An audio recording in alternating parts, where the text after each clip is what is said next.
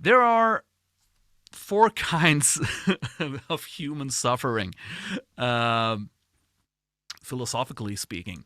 Um, at least if you read some of the nerdy stuff that I read. But it's the first one is the decaying of your own physical shell, your body, um, and the second one is the kind of force majeure, the storms, Mitchell, yeah, that's right. Storms, hurricanes, accidents, stuff that we cannot control.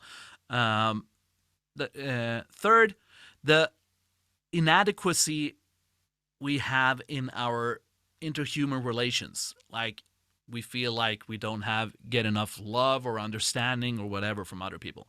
And the fourth one is the worst one, and that's kind of what you bring up, Cynthia. It's the inner conflict between our ideals and what we can do,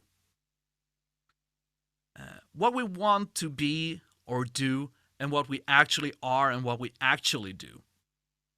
And when we don't reach that ideal, that is one of the biggest sources of human suffering.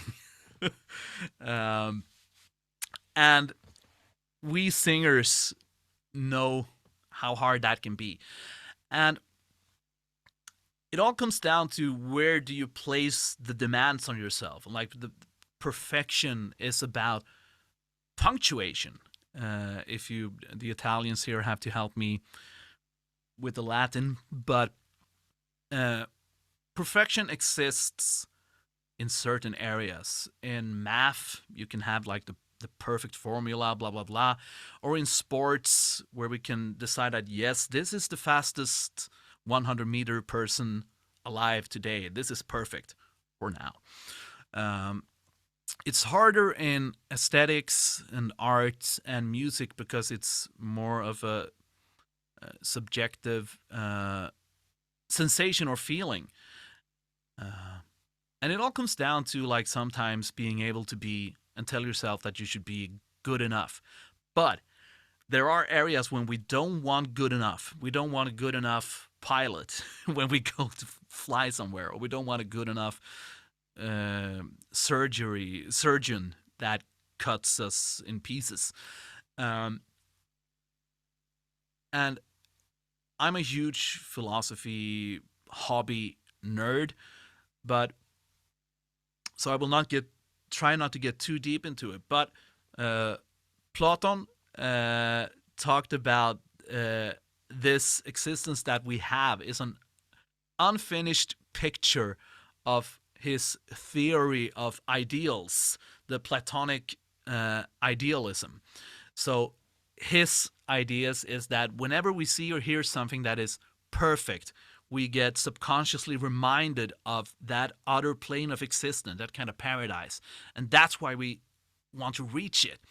And that's why we are impressed by people who are the best or very, very good at something. And it doesn't matter if it's singing or driving or sports or painting or whatever it is. But I usually try to go back to my punk days of my teens, because punk is not perfect. Like, for instance, you could call Bach, one of the cantatas, could be considered perfect mathematically and blah, blah, blah.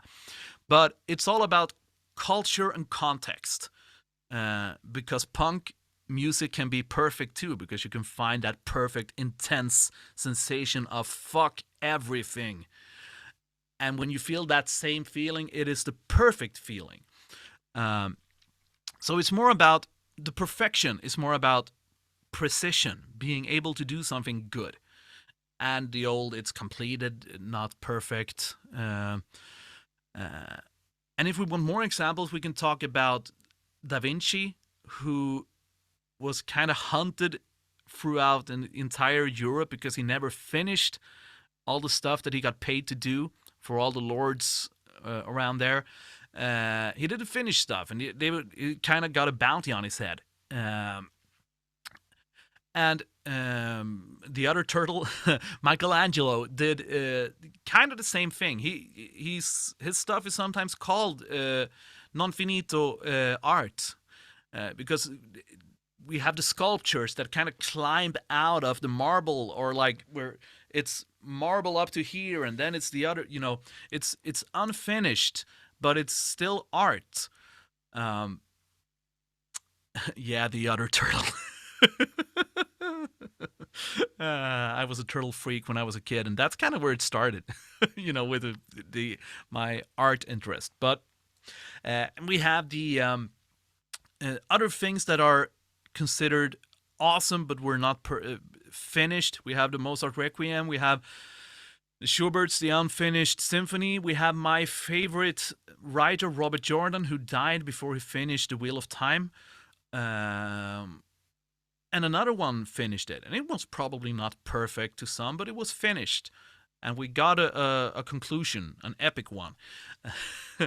um, and this has always been a thing, people striving for perfection. But if we go back to like the Dark Ages and shit, happiness wasn't a thing. We didn't strive to be happy perfect, and being perfect or happy wasn't something that was considered to be our responsibility. If I was unhappy 1,000 years ago, no one told me, well, it's your own fault that you're unhappy. You blah blah blah. Because today we have so much choices. We make choices all the fucking time. So if we make a wrong decision or a wrong choice, it is your fault that you are unhappy because you live where you live with that person or have that job. You can choose, but we weren't able to choose back in the days.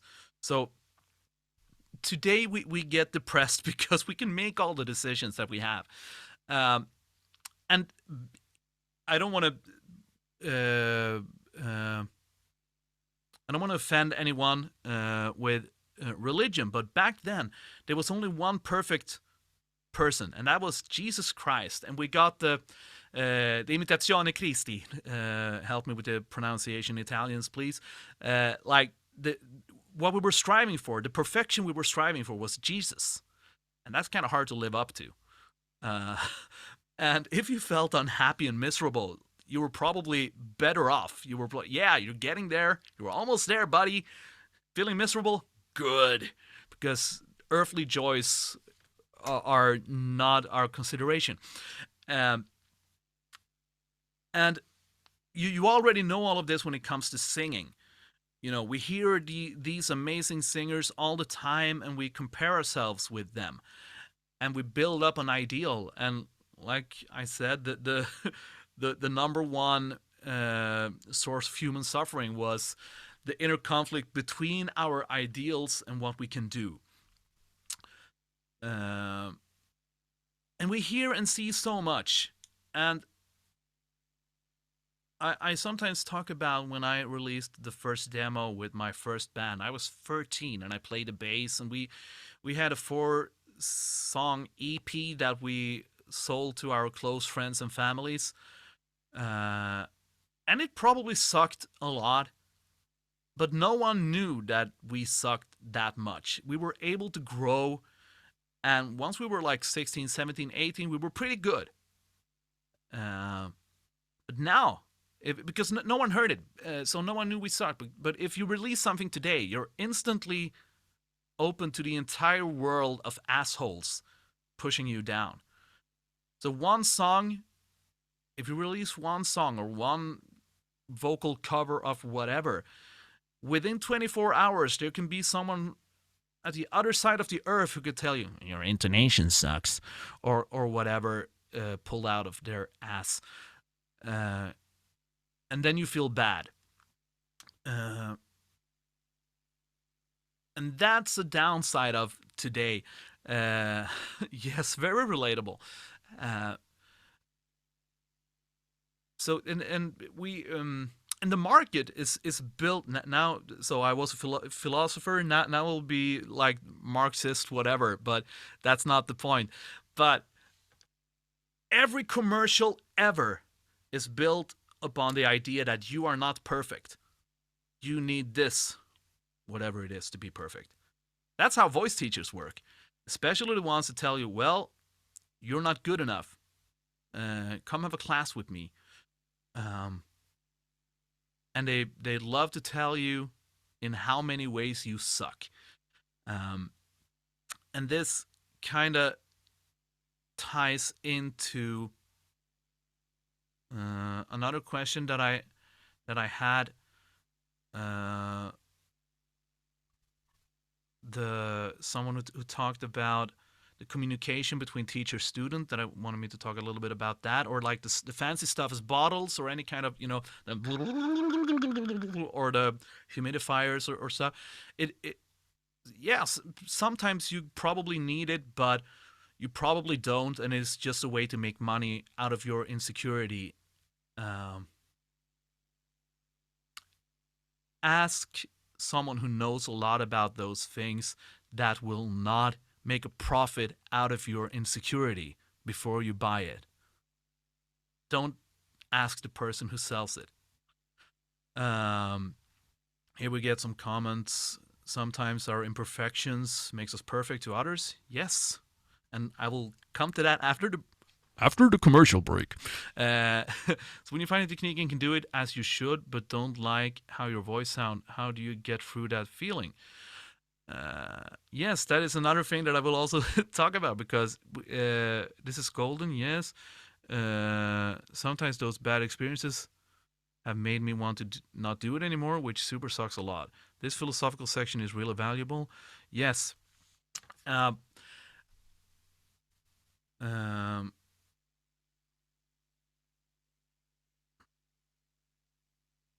yes, we will take a short break soon, so I will collect my thoughts. But this is kind of the thing.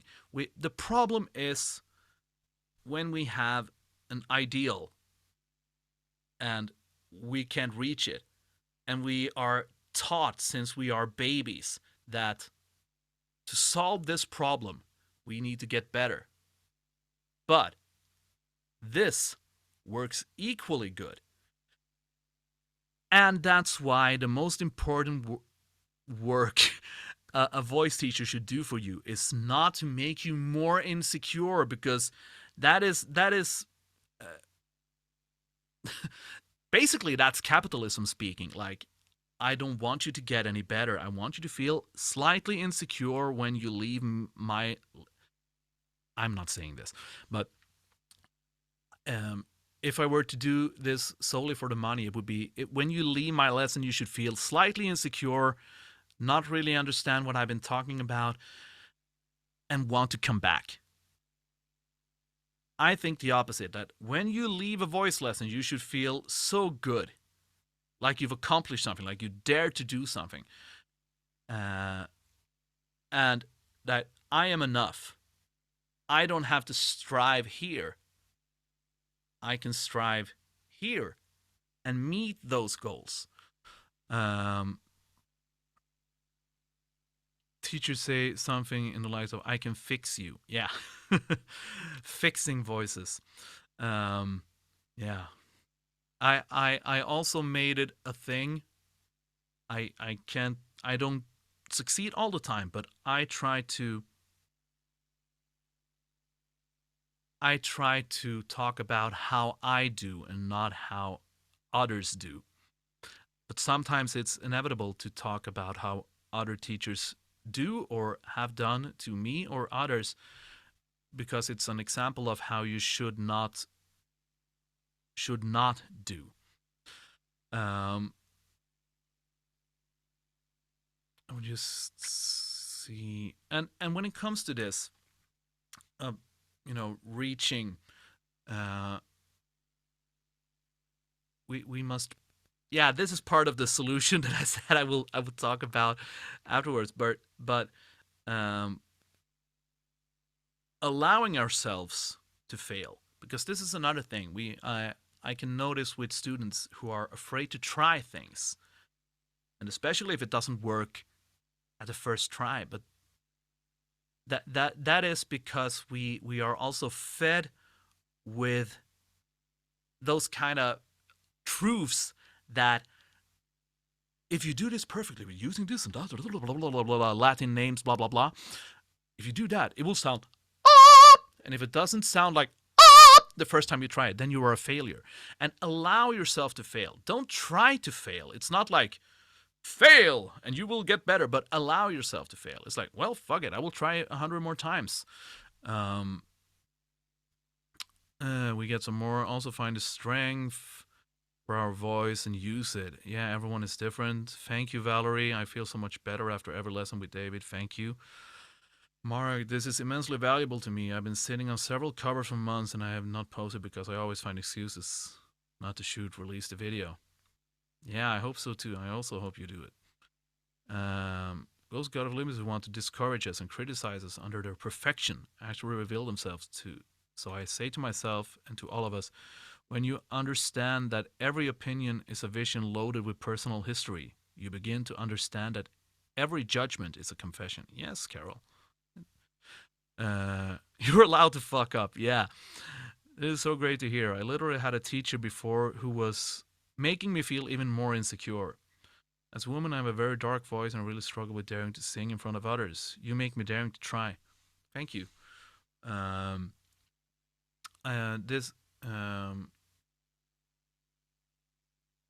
We don't have to buy this ideal. But the worst thing is that we sometimes put this ideal here ourselves. It is not put there by someone else. And that's why it's so hard to challenge it. Because it's something that you set up. And now I so much want to go into the how-to. But this will be a cliffhanger. We will take 5 or 6 minutes or something. So everyone, if you have to, you can go have a drink or refill your tea or go to the bathroom or whatever. I will pause the recording and I will see you in like 5 minutes or something like that. And if you like, you can keep writing questions. I will try to address everything, but after this short break, I will make a how-to that I compiled about how to get rid of this. And then we will hear a little bit of Mark and Mina. But see you in a couple of minutes. Right? Bye for now. Recording it. Yes, Kara, I am recording all of it and I will send it out to everyone afterwards.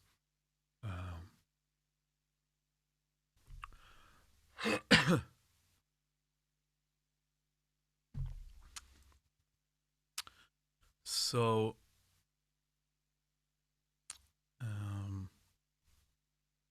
one thing about perfectionism that I didn't really think of in advance is that with many perfect or very advanced singers, I work with noises and sounds that aren't considered perfect or flawless. You know, whenever you want to sound like you're crying or cracking or whatever, or angry, whatever it is, those emotional noises that are not perfect often makes things sound more alive. And I think for me personally, that was a thing because I had this idea that everything had to sound perfect, and it ended up, or I ended up with quite a boring voice, actually. Let's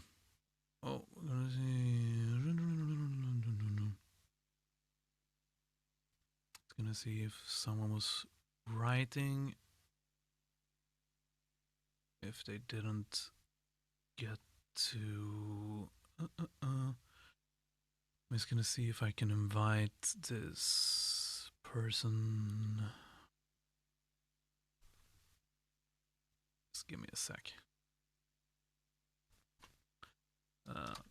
Let's see. Here we go. Carol coming back in. All right, so continuing to talk a little bit about the how to get rid of these hard, kind of destructive thoughts about perfectionism. And I've had this rant one time before, but 90% of the time, people who say they're perfectionists aren't perfectionists. They're just afraid of being judged. And realizing that is the first part of conquering the perfectionism. Um, and trying to let go, just doing that first scary thing, um, sending that song to a friend, or the poem or the lyric you wrote, sending it to someone. When I did this rant about this, I asked people to send me unfinished and imperfect things, and I got so much stuff. An opera singer that I know, he writes, little lead us, just with playing guitar, and it was so awesome because it was so far from what I usually hear him do. And a speech therapist friend that plays the piano, and I didn't know.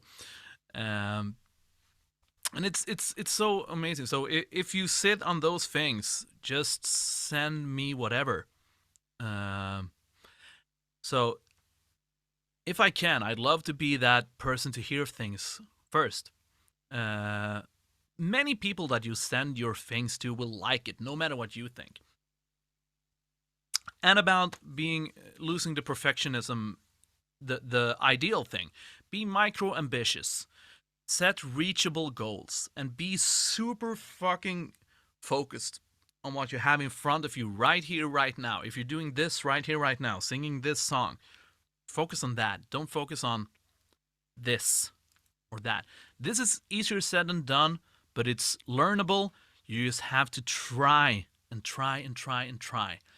The reachable goals are like, part way goals. Like, I would like to do this. I would like to do that. Yes, but to do that, I must do this and this and this and this and this. So start small. You have time.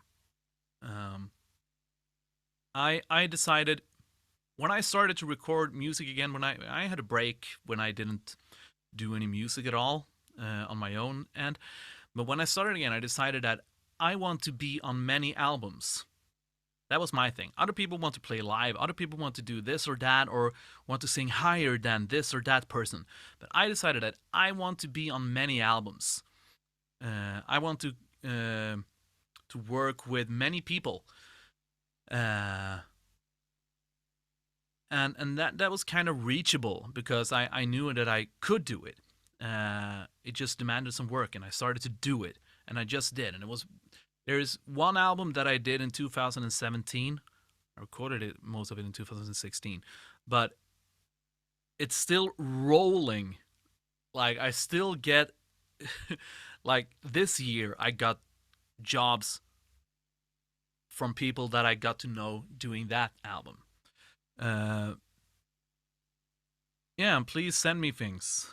Uh, uh, yeah, be the new Kiske. Yeah, exactly. Oh, you sing. Do you tour, or do you, how many albums have you done, or like, it's not, it's ingrained in us that, if I play soccer, it's not like, oh, but you will never play Premier League.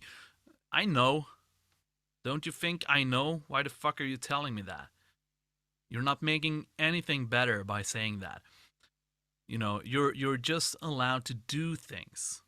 Is like, I love, this I do for a living. This I should expect it to be good at. But if I tell someone that I like to cook, or like martial arts, I do karate, I'm no master, and I don't want to be a master. I don't want to start my own restaurant or get a black belt. I just want to do it because it's fun. But uh, so don't be the best. Be your best. Be as good as you would like to be. No one can be perfect for everyone. So the interesting thing is, when you start to feel like this isn't perfect, ask yourself, like, is it perfect for who? Perfect for what? Or perfect for what purpose?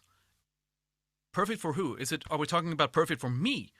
Fucking lower your ambitions if it's not perfect enough. Uh, for what purpose? To make myself happy or to make someone else happy? Well, it probably is perfect enough for that. Um, there is three kinds of perfection. It's uh, uh, perfect stuff that is um, stuff that you think is perfect, stuff that other think is perfect, or the worst one. This one is what you think other people expect from you. Because if you walk around thinking that people expect you to do this, that is the worst kind. I don't I don't want to think about what I if I walk around guessing what other people expect of me, that is then I'm bound for disaster. Um, and I think it's nice to find areas where you don't have to be perfect. I would love to go to a karaoke night and just sing songs that I don't know, sounding like shit, just releasing all of that tension. And I can find small things where I can be perfect. Uh, um, and we have this, I don't know, it's probably a legend, but from the movie Amadeus with Mozart, with there are, how to say, too many notes. And where Mozart famously answers, like, well, that was exactly the amount of notes that I wanted. Um, so find your own perfection. Um, so perfect for who? Perfect for what? And perfect for what purpose? And this guy Gordon Flett wrote about these three kinds of perfection: the perfect, where you expect perfection from yourself, where you expect perfection from others, and what you think other people expect from you. So, yeah, Claudia, people aren't an entity, but opinions vary. We are probably guessing wrong. Yeah. And no one can be perfect for everyone. Um, and if you want to delve deeper into all of this, I love Stoicism generally. All the Greeks, you probably know it better than me. But letting go of things that are out of your control. I can't control what other people think about the music I make or what I sing. But I can control how I react to them being assholes. That I can control. If they write shit to me, mean fucking shit, then I can control how I react to that. I can control what I do, but I can't control what they think. And if I try to adapt to what they say, I will never succeed.